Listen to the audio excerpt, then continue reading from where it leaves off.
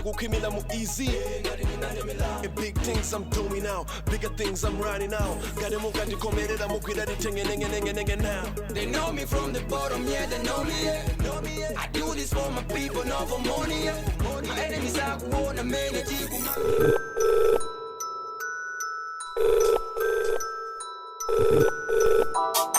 Yeah, JK. I don't do jama waze man. Everything set, man. I can do this on time now. Sure. Tony City. Mazo muri time is right.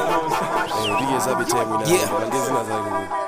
I wake up early in the morning, I think about money before yawning. I pray to God to bless my heart, so I wake hard. Dinefana wagaso leku tamangata manga dele usaganda lama pigiti kuzisaka nilimentawe ya pijama sinefana wogona waule sindi mabona dinefana wofewa badola ngati design fusa madonna ndima zisaka olowina alele mine ndilibe nazo chitobola kupanga simane always wanna get honey making money never funny tele kupanga mabrani maduzi kwa ine ni ndani money make money ya kaya yokulisa made ya ndima zisaka da ndima tamanga da. When you see me going at me with some money, and then the mafuna moyo wanga sa enjoy it. Straight from the ghetto to uptown, cause money's on my mind. Got it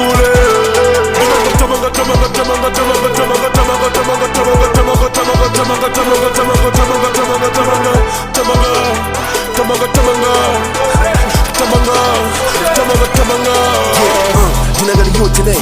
Ganyo gidi yose ni mapila ne. Rani mother na best bedeke ne. Olo mundi ne kuti ni venda ne. Bola gini dola ni kupanga ne. Niko funa uona moyo kusinta ne. Dikani dina siya power geni tawe ya mabibiso ndilibe ne. I got a new bag and I give her my whole time, that's dollar.